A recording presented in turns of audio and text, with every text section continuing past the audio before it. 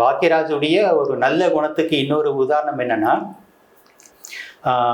பாரதி ராஜா சந்தேகப்பட்ட மாதிரியே இவராக போய் S A Rajkannu வாய்ப்பு கேட்கல. ஆனால் எஸ் ஏ ராஜ்கண்ணுவே இவருக்கு வாய்ப்பு கொடுக்க முன் வந்திருக்காரு. கன்னி பருவத்திலே படத்தில் ஒரு ஆன்டகனிஸ்ட் ரோல் பண்ணியிருக்கார், நடிச்சிருக்கார் பாக்கியராஜ். ஆனால் அந்த படத்துடைய வசனகர்த்தாவும் பாக்கியராஜ் தான். அந்த படம் முடிஞ்ச பிறகு எஸ் ஏ ராஜ்கண்ணு அந்த படத்துடைய ப்ரொடியூசர் கமல் பாக்கியராஜ் கிட்ட ஒரு ஆஃபர் கொடுத்தாராம். என்னுடைய அடுத்த படத்துக்கு நீ டைரக்ட் பண்ணு, நீ எவ்வளோ சேலரி கேட்குறியோ நான் கொடுக்குறேன் அப்படின்னாராம்.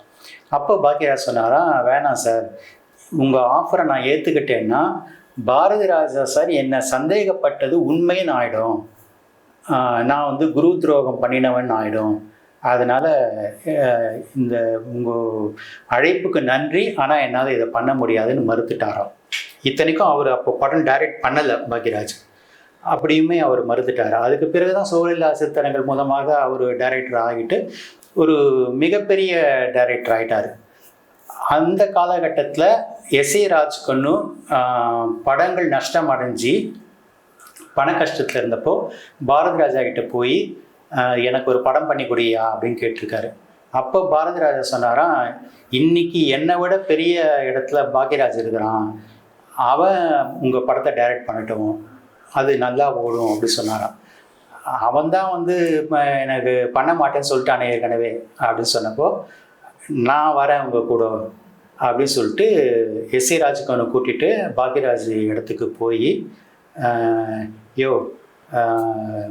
நம்ம தயாரிப்பாளர் ரொம்ப நஷ்டத்தில் இருக்கிறாரு, நீ அவருக்கு படம் பண்ணி கொடு அப்படின்னு சொன்னாராம். சரின்னு சொல்லிட்டு தன்னுடைய குருவின் உத்தரவை ஏற்றுக்கிட்டு எஸ் ஏ ராஜ்கண்ணுவுக்கு அவர் பண்ணி கொடுத்த படம் தான் எங்க சின்ன ராசா. சமைட்டு சார்.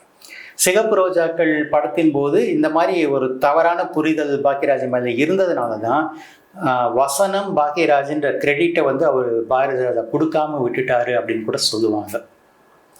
ஈவன் தோ சமாதானம் பேசினதுக்கு அப்புறமும் அந்த கோவம் அப்போவும் அவருக்கு முழு நம்பிக்கை வராமல் இருந்திருக்கும். ஆனால் பிற்காலத்தில் அவர் முழு நம்பிக்கை வந்ததுனால தான் அவரே எஸ் ஏ ராஜ்கண்ணை கூட்டிட்டு போய் இவருக்கு படம் பண்ணி கொடுன்னு சொல்லியிருக்கிறார்.